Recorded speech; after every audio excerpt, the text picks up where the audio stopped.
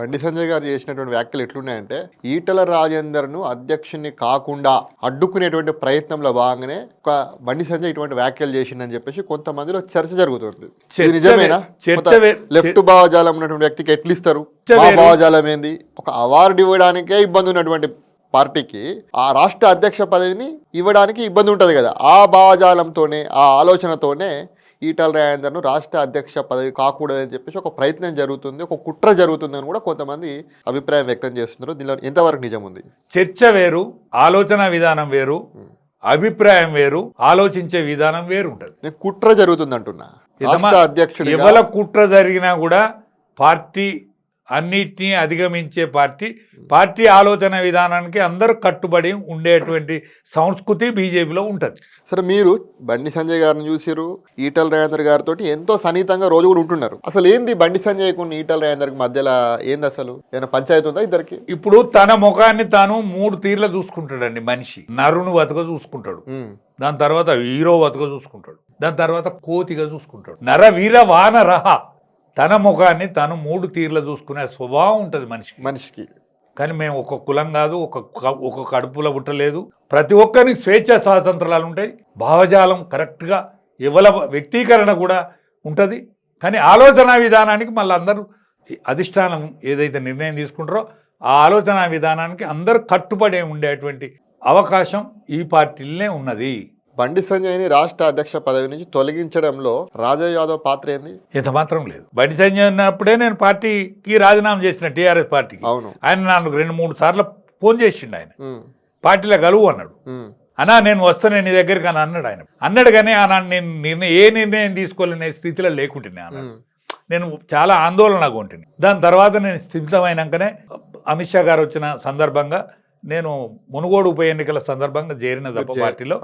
కానీ బండి సంజయ్ గారికి కానీ, లేకపోతే ఈటల రాజేందర్ గారికి కానీ, కిషన్ రెడ్డి గారికి కూడా మేము మొదటి నుంచి అత్యంత సన్నిహితంగా మెదిలిన వాళ్ళం. ఎంతో సన్నిహితంగా ఉండేటువంటి ఈటల రాజేందర్ గారి పాత్ర ఎట్లుంది బండి సంజయ్ గారిని తొలగించడంలో? ఎంత మాత్రం లేదండి. ఎవలా పాత్ర కూడా ఏముండదు. అధిష్టాన వర్గం చేతుల్నే ఈ పార్టీ ఆలోచన విధానాన్ని ముడిపడి ఉంటుంది. ఎప్పుడైనా అద్వానీ గారు లాంటి వాళ్ళు సైలెంట్గా ఉన్నారు కొన్ని సందర్భాలలో, అనేక మంది సైలెంట్గా ఉన్నారు కొన్ని సందర్భాలలో. దానికి ఒక సమయం ఉంటుంది, సందర్భం ఉంటుంది, ఆలోచన విధానం ఉంటుంది తప్ప దీనికి ఎవరు ఉంటారు? దీని ఆలోచన విధానం చాలా గమ్మత్తుగా ఉంటుంది. ఒక్క పార్టీ మాత్రమే నిర్ణయించదు. అనేక సంస్థలు ఉంటాయి, అనేక సంస్థలు వాళ్ళ అభిప్రాయాన్ని చెప్తారు. ఈ పార్టీలో అనేక సిస్టర్ ఆర్గనైజేషన్స్ అనేక ఉంటాయి. ఇవాళ ఈ పార్టీకి ఉండే సిస్టర్ ఆర్గనైజేషన్స్ ఏ పార్టీ కూడా లేవు. వాళ్ళందరి ఆలోచన విధానాన్ని తీసుకొనే పార్టీ ఒక నిర్ణయానికి వస్తుంది. ఒక బండి సంజయో లేకపోతే ఒక రాజయ్య యాదవ్ లేకపోతే ఇంకెవరో విధానానికి ఉండరు. మీరు భారతీయ జనతా పార్టీలో చేరినప్పటి నుంచి కూడా రాజా యాదవ్ ఒక భారతీయ జనతా పార్టీ నాయకుడిగా కంటే ఒక ఈటల రాజేందర్కి ఒక సన్నిహితుడు అనేటువంటి పేరు ఎక్కువ ఎక్స్పోజ్ అవుతుంది. ఎందుకట్లా అంటే నేను కిషన్ రెడ్డి గారు అధ్యక్షుడిగా యువమోర్చా అధ్యక్షుడిగా ఉన్నప్పుడు వరంగల్లో సభ పెడితే నేను మొత్తం మెస్ ఇన్ఛార్జ్గా పనిచేశాను. ఆనాడు వాజ్పేయి గారు కూడా వచ్చిండ్రు ఆ సమావేశానికి. నేను బీజేపీలో ఉన్నప్పుడు నాకు ఇచ్చే బాధ్యతలను నేను నెరవేర్చే దాంట్లో ఉంటిని. నేను 92లో నేను జిల్లా అధ్యక్షుని, ఉమ్మడి వరంగల్ జిల్లాకు అధ్యక్షుని ఉంటిని. అద్వానీ గారు 2 రథయాత్రలలో కూడా నేను పాల్గొన్నా. రామ రథయాత్రలు కానీ జనాదేశ యాత్రలు కానీ నేను చురుగ్గా పాల్గొన్న వ్యక్తిని. టీఆర్ఎస్లో చురుగ్గా పాల్గొన్నా. ఇవాళ నేను బీజేపీలోకి వచ్చినాక కూడా అనుచరుడిగా కనిపించేదానికంటే ఆలోచన విధానానికే కనిపిస్తా తప్ప నేను ఎవరి అనుచరునిగా కనిపించను. పార్టీ ఆలోచన విధానానికి అనుగుణంగా మెలుతా. నాకేదైనా బాధ్యత ఇస్తే కరెక్ట్గా నెరవేరుతా తప్ప నేను ఎవరికి అనుచరుని కాదు, ఎవరి ఆలోచన విధానానికి తగ్గట్టుగా మెదులుతోని కాదు. ఆలోచనలు అనేకం ఉంటాయి కానీ పార్టీ ఆలోచన విధానమే శిరోధారి. పార్టీలో బండి సంజయ్ వర్గం, డికే అరుణద్ ఒక వర్గం, ఈటల రాజేందర్ ఒక వర్గం, అరవింద్ ఒక వర్గం, ఇట్లా వర్గాలు ఉన్నది. రాజా యాదవ్ ఏ వర్గం? ఏ వర్గం కాదు, వీళ్ళందరూ కూడా ఒకే వర్గం, భారతీయ జనతా పార్టీ వర్గం. విభిన్న ఆలోచనలు ఉంటుండొచ్చు కానీ భారతీయ జనతా పార్టీ ఏ నిర్ణయం తీసుకున్నా ఆ నిర్ణయానికి మీరు చెప్పిన వ్యక్తులందరూ కూడా కట్టుబడి ఉంటారు. ఇది భారతీయ జనతా పార్టీ యొక్క ఆలోచన విధానం. సరే, భారతీయ జనతా పార్టీ విషయాన్ని పక్కన పెడితే కేసీఆర్ విషయానికి వస్తే, కేసీఆర్తో పాటు మీరు ఎంతో కాలంగా మీరు ట్రావెల్ చేశారు, అత్యంత సన్నిహితుడిగా కూడా ఉన్నారు, చాలా విషయాలు మీకు తెలుసు. కేసీఆర్ అధికారంలో 10 ఏళ్ళు ఉన్నాడు. 10 ఏళ్ళు అధికారం అనుభవించిన తర్వాత ఇప్పుడు ఏడాది నుంచి ప్రతిపక్షంలో ఉన్నాడు. చాలా సైలెంట్‌గా ఉన్నాడు. అసలు ఎట్లుంటది కేసీఆర్ యొక్క మానసిక పరిస్థితి ఎట్లుంటది? కేసీఆర్ యొక్క ఆలోచనలు ఎట్లుంటాయి? అసలు ఏం చేస్తాడు ఇప్పుడు కేసీఆర్? మీకు చాలా దగ్గర కదా. కేసీఆర్ తెలంగాణలో ఒక చురుకైన నాయకుడు. ఆయన ఆలోచించగలిగినంత ఆలోచన దాదాపు ఎవరు చెయ్యరు.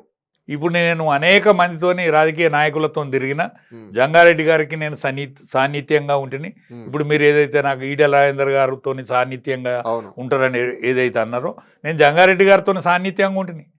అదే టైంలో మాకు రాజేశ్వరరావు గారు కూడా ఉండరు పార్టీలో. తక్కలపల్లి రాజేశ్వరరావు. ఓకే. తక్కలపల్లి రాజేశ్వరరావు గారు ఉండరు. ఏదో మన హుజురాబాద్, వరంగల్ మేయర్గా ఉండే, వర్ధనపేట ఎమ్మెల్యేగా ఉండే, ఎమ్మెల్సీగా ఉండే వాళ్ళు కూడా వేరువేరుగా ఉండేది.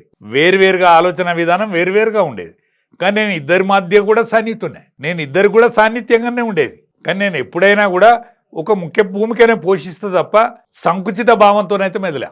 అట్లాంటి ఆలోచన నాకు ఎప్పుడు లేదు. ఎట్లుంటది కేసీఆర్ యొక్క సిచ్యువేషన్ ఎట్లుంటది ఇప్పుడు? కేసీఆర్ అత్యంత ప్రభావితమైన రాజకీయ నాయకుడు అండి. ఆయన పప్పుల కాలేసింది ఏంటంటే ఆయన అనేది నాకు ఇవ్వలనరే, నేను మియ్యా బీబీ, నా కొడుకు అమెరికాలో ఉన్నాడు, నా బిడ్డ అమెరికాలో ఉన్నది, నాకు కావాల్సిన వాళ్ళు ఎవరు బీసీలు, ఎస్సీలు, ఎస్టీలు. అనేక సంవత్సరాల నుంచి తెలంగాణలో మగ్గేటువంటి కులాలు ఇవి. వాళ్లకు నేను వెన్నుదన్నుగా ఉంటా, నేను కాపలా కుక్కలాగా ఉంటుందా అనేది తప్ప ఆయన ఎప్పుడైతే సంతానం మీద మమకారం పెంచుకొని సంతానాన్ని పట్టుకొచ్చిండో అది మేము కూడా కాదలేకపోయినాం. ఎందుకంటే మా నాయకుని ఆలోచన విధానం తగ్గట్టుగా మేము కూడా మెదిలినాం, మేము కూడా తప్పులేసేసినాం. ఇవాళ బతుకమ్మ ఆడింది కాదు కవిత, కానీ బతుకమ్మ ఆడితే కవితే బతుకమ్మ ఆడుతుంది. మరి అమ్మగారింటికాడ ఆడిందంటే ఆడలే, మేము అనలే నువ్వు అమ్మగారింటికాడ ఆడినావా తల్లి అని అనలే. కానీ ఆమె బతుకమ్మ చిబ్బి పట్టుకొని వస్తే ఆమె బతుకమ్మ. కేటీఆర్ గారు అరంగేట్ర మీటింగ్ మాట్లాడింది నేను కండవ కప్పింది నేనే. ఆయన యూరియా బత్తతో పోల్చి నేను సూపర్ బత్తతో పోల్చుకున్నా. ఎందుకంటే యూరియా బత్తాలు కంట్రోల్గా ఉన్నప్పుడు సూపర్ బత్త లింక్ పెడతాడు, దుకాణపోడు లింక్ పెట్టి అమ్ముతాడు. ఎందుకంటే సూపర్ అమ్ముడు పోదు. అటువంటిది నేను యూరియా బత్తాను చేసి నేను సూపర్ బత్తగా మెదిలిన. ఎందుకంటే అరంగేట్ర మీటింగ్, ఆయన అరంగేట్ర మీటింగ్లో నేను మంచిగా ఆయన గురించి మా దగ్గర కొరివిల డోర్నకల్ కాన్స్టిట్యున్సీలో కొరివి వీరభద్రుని దగ్గర మా తక్కలపల్లి ఇప్పుడు ఎమ్మెల్సీ రవీందర్రావు తక్కలపల్లి రవీందర్రావు అధ్యక్షుడిగా ఉండే, జిల్లా అధ్యక్షుడిగా ఉండే. ఆయన నాయకత్వంలో ఈయన చేరిండు. సభ్యత్వం నేనే ఇచ్చిన ఆయనకు. నేను ఎల్డర్ను, పోతే నేను పొలిటో బ్యూరో సభ్యుని, నేను అధికార ప్రతినిధిని, సభ్యత్వం నేనే ఇచ్చిన ఆయనకు. కానీ కేసీఆర్ ధృతరాష్ట్రునికి ఉన్నంత పిచ్చి ఉండేది సంతానం మీద. దుర్యోధను మీద ధృతరాష్ట్రునికి ఎంత అయితే ప్రేమ ఉండేదో ఆ ప్రేమతోనే కురువంశం నాశనం అయింది. ఆ ప్రేమతోటే ఇవాళ వాళ్ళ పరిస్థితి గంతకొచ్చింది. కేసీఆర్ ఇవాళ ఫామ్ హౌస్లో ఉండే పరిస్థితి నిర్మాణం అయింది. దీనికి కారణం ఏంటంటే ఆయన యొక్క ధృతరాష్ట్రుని కౌగిలి, ధృతరాష్ట్రుని ప్రేమ వలనే ఆయన ఇవాళ గతికి పొందాల్సి వచ్చింది. ఇవాళ ఎందుకంటే ఆయన ఇట్టర్ స్వభావం కలిగిన, కానీ గొప్పగా ఆలోచించే వ్యక్తి, మామూలుగా ఆలోచించే వ్యక్తి కాదు. ప్రపంచ మేధావుల సరసన ఉండాల్సినంత గొప్ప వ్యక్తి. కానీ ఇవాళ సంతానం ఏదైతున్నదో ఆయన సంతానం యొక్క పురుషార్థమే ఇవాళ ఆయన ఈ స్థితికి తెచ్చిందని నేను అనుకుంటాను. మిమ్మల్ని చాలా లైక్ చేస్తున్నాడు కేసీఆర్, ఇష్టపడి తెలిసి నన్ను రాదన్నా అని నోరాలు పిలిచినోడు. అవును కదా, అనేక కార్పొరేషన్ చైర్మన్ కూడా మీకు ఇచ్చారు. అట్లాంటి కేసీఆర్ని వదిలేసి ఇవాళ భారతీయ జనతా పార్టీలో ఎందుకు చేరారు? భారతీయ జనతా పార్టీ నేపథ్యంలో పెరిగినోడు నేను. మీరు ముందు అంటే నేను 18 ఏళ్ళు వయసున్నాడు, నాకు నూనూగు మీసం వచ్చిన రోజు ఎమర్జెన్సీకి వ్యతిరేకంగా పనిచేసిన నేను జనతా పార్టీలో చేరిన. జనతా పార్టీ బీజేపీలో ఉన్ననాడు ఉన్న జంగారెడ్డి సాన్నిధ్యంలో, జంగారెడ్డితో నాకున్న కుటుంబ నేపథ్యం ఎంతైతే అటాచ్మెంట్ అయినో ఆ అటాచ్మెంట్లో నేను వెళ్ళిపోయినా. నేను నక్సలైట్లో పోదాం అనుకున్నా. అసలు నక్సలైట్లో పోదాం అనుకున్నా. ఎందుకంటే దొరలు నన్ను బాగా ఇబ్బంది పెట్టిండ్రు ఆ రోజులలో బాగా ఇబ్బంది పెట్టిండ్రు. నాకు ఒక్కడే కొడుకు ఉండే అప్పుడు. నా కొడుకును, నా భార్యను మా అత్తగారి ఇంటికాడ తోలి నేను నక్సలైట్లో పోదామని అర్జన వాడకున్నా.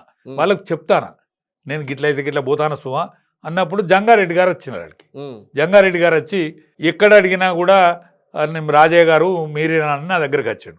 నేనే ఏందయ్యా ఇప్పుడు ఏం చెప్పాలంటే నాకు జనతా పార్టీ టికెట్ ఇచ్చింది, ఎక్కడ అడిగినా కూడా 2-3 ఊర్లు తిరిగితే మీ పేరు చెప్పేళ్ళు, మీ శివారిపల్లె, సీతారాంపురం, దమ్మన్నపేట, దుర్గంపేట ఈ అన్ని ఊళ్ళు తిరుగుకుంటూ వస్తానా, మీ శివారు పల్లెలు అన్నీ తిరుగుతాయి, మీ పేరే చెప్తాను, అందుకని మిమ్మల్ని కలుతా అంటే మరి ఇప్పుడే చెప్పాలనే మా వాళ్ళతో మాట్లాడుకుంటాను, నేను వేరే ముచ్చట, నాకు ఆర్థిక పరిస్థితులు మంచిగా లేవు, నేను ఇక్కడ కూర్చుంటా, మీరు ఏదైనా చెప్పులంటే, అరే ఈయన ఎవడానికి ఎక్కడన్నా దొరుకుతాడు, పరకాలన్నా దొరుకుతాడు, అనకన్నా దొరుకుతాడు, నేను ఇప్పుడే పోతలేను, పోయేదానికి కొంత టైం ఉంటుంది, అందుకని మరి ఎవరికోకని చేసి కాలు పెట్టాలి కదా, ఓటు అయితే వేయాలి కదా, ఈయనకే ఎత్తామైంది, మన ముఖం అయితే మంచిగానే ఉండదు, పరకాలను దొరుకుతాడు, అనుకుంటానే దొరుకుతాడు అంటే నేను అటాచ్ బీజేపీకి అయినా. ఇది నా నేపథ్యం. అప్పుడు బీజేపీలోకి వచ్చారు. బీజేపీలోకి వచ్చారు.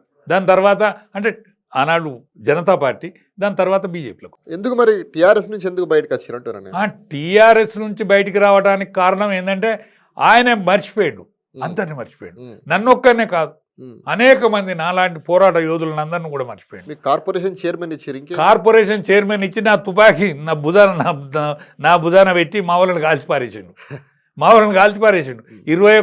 21 గొర్రెలు అన్నాడు, 11 గొర్రెలు ఇచ్చిండు, సచ్చినాయి, రేపు చచ్చేటి ఇచ్చిండు. అందుకనే నాకు బాధ అనిపించే విడిపోయినా. నేను అందరూ అరే రాజన్నకి ఏం రోగం ఇంకా విడిచిపెడతలేడు పార్టీని అన్నాకనే నేను విడిచిపెట్టిన. ఆఖరికి నా అడ్రస్ను పోలీసు వాళ్ళ దగ్గర నా పేరున్నదా లేదా అని చూసుకోవాల్సిన దుస్థితి నిర్మాణం అయింది. రాత్రిలు 12 గంట దాకా ఆయనతో గడిపి నేను వచ్చి ఆయనను పడుకోబెట్టి నేను వచ్చి ఆ పార్టీ ఆఫీసులో వండేది. నేను మెదక్ జిల్లా ఇన్ఛార్జిగా 8.5 సంవత్సరాలు ఉంటేనే. అటువంటి స్థితి నుంచి నా పార్టీలో నా సభ్యత్వ నా పేరున్నదా లేదా పోలీసు వాళ్ళ దగ్గర ప్రగతి భవన్ పేరు, ప్రగతి భవన్ వేరు, ఎక్కడికన్నా వరంగల్కి వస్తే పోలీసు వాళ్ళ దగ్గర నా పేరు చూసుకోవాలి, మీటింగ్లకు వస్తే నా పేరు చూసుకోవాల్సిన దుస్థితి.